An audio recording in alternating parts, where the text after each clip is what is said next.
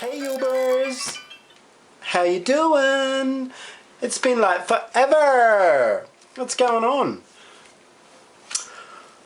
Well, I've got the art fair next Saturday and Sunday, as well as an exhibition on at the same time.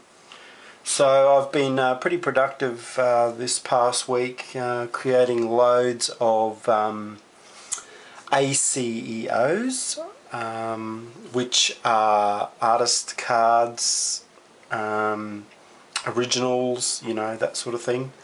So I've been creating quite a few. In fact, I've become quite obsessed by the whole process, which is great, because then I just get in there and do it. I think I must have coded about, I don't know, 40 or so huge big playing cards with the Citrusol paper that I created using the National Geographics. And it's a fantastic way to create, you know, a multitude of different backgrounds, as you can see. What I've also used is when I was in Germany on my holiday to Berlin, when I was walking around the streets, I was just finding just bits of old shit laying around, like old stickers and flyers for dance parties and stuff. Just, you know, people have been trampling on them. So I picked them up and brought them home, and I thought, you know, they're going to come in handy one day, and they have. So what I've done is I've basically scanned them. Here's an example here. I scanned them and printed them out onto photo paper, and then just cut them out from there and collaged them in with the Citrusol paper. And it's a great way to build up a background, which is fantastic. It's just, you know, just adding more stuff to it. So I originally started out with, this was the first series really, it was the eyes and the crows. So that was mainly that first initial run that I created. And from there it sort of progressed to what I did this week, was Enchanted Feline series, which is basically this cat that is magical and mysterious, and it's sort of like the Cheshire cat from the Alice in Wonderland, but it's my version. And you know, the cat actually appears in a lot of my work. Well, not a lot, but she appears every now and again in my work. So I just decided to make a series on the Cheshire cat. Not the Cheshire cat, the Enchanted Feline, I should say, sorry. And, you know, I've created quite a few different variations. So that was the second lot that I did. Now, this next lot is what I've just done the last couple of days, is a sort of combination of the Enchanted Feline and my Jesus stencil. And I've sort of done variations on the image. I've sort of blended a couple of them together.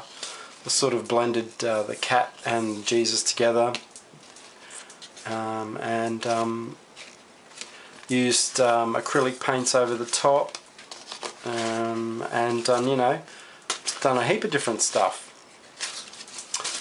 So I'm working on those.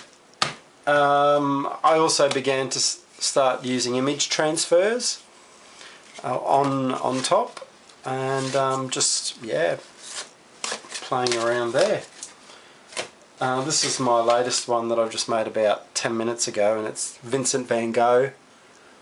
I've just put this pink, and to get this lovely effect here, where it's all like split, what I've been using is the old I don't know, CRC spray. It's, you know, you spray it, it's like it's oil based, and you just spray it onto loosen nuts and bolts and shit like that. So I just usually just spray it on and then get a cloth and wipe it off, and it leaves a really fine film. So when you come along with your watered down acrylics, probably something like that consistency. And then you just run your brush over it and it'll just split instantly and you get that really nice effect. So that's a really cool little technique. So I stuck a bunch up on my Etsy site a couple of days ago. I think I put 8 up there, and you know, within a couple of hours they all sold. So you know, yeah, I want to thank you guys for really supporting me and you know, buying my work, because you know, it really does help me to continue doing this. And you know, I hope that by me sharing my knowledge and my ideas, that you know, that's my way of giving back to you guys. Because at the end of the day, you know, you guys are my marketing department. You guys are my agents.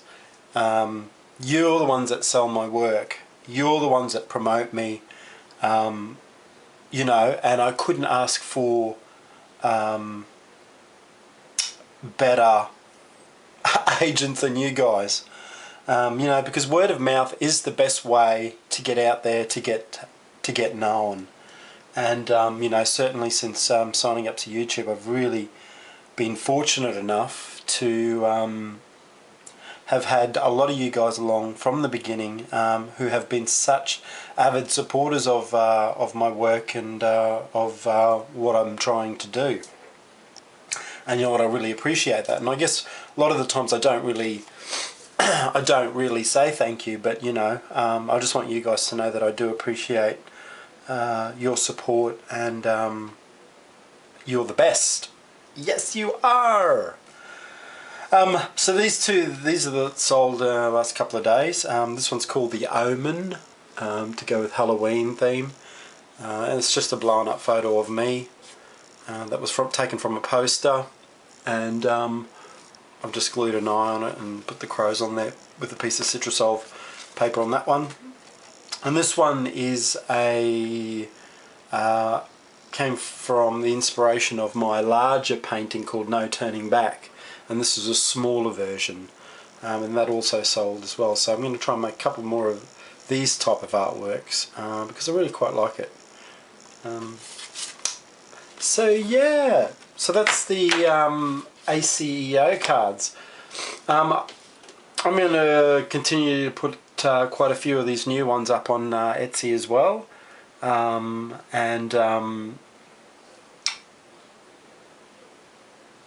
yeah, and continue to make a lot for the art fair. It'll be interesting to see how they go here, because this art fair is quite conservative and quite traditional. But I'm hoping that people like them anyway, but we will see. So I guess it's a bit of a show and tell this evening, isn't it? I've also finished a few more metal artworks, which I quite like. That's the first one. Put the light on it, maybe it's too strong. I think it turned out. What I'm trying with these ones is putting copper tape around the edge instead of putting that thick metal banding, and I'm going to age it a bit as well so it's not so shiny. But yeah, and I've just put this backing on it, and then I'm just going to put a hanger on it. So it's actually less invasive with the copper, and I think it looks quite alright. So the plan is to have at least 20 metal artworks for the art fair. So hopefully I can get quite a few made between now and then. I think this one turned out quite nice as well. Now the thing is, I'm not coating the surface, the rusty surface, with like a sealant or anything. Because what I find is when I have coated it with a sealant, it just makes it all dull and it doesn't give the vibrancy that you get, and you don't get that beautiful orangey tinge if you seal it.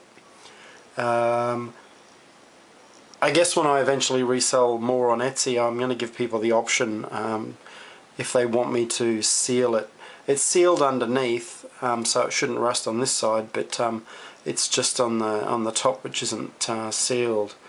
And I've got an example somewhere, I don't know where I've put it now, of one that I've sealed half of it so you can see the difference, but yeah, I don't know where I've put it, but that's always something to consider. But I sort of, in a way, I quite like the idea of that this work is constantly changing and constantly evolving, and it's decaying.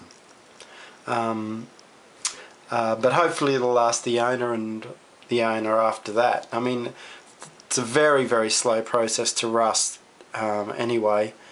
And I've coated the underside, so it's mainly surface rust anyway. But yeah, quite happy with that one. I think it looks quite nice.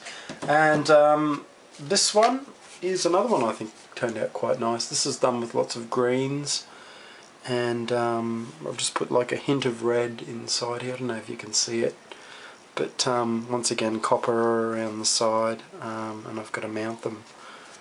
But yeah, like I said, I'm going to try and have 15 or 20 ready.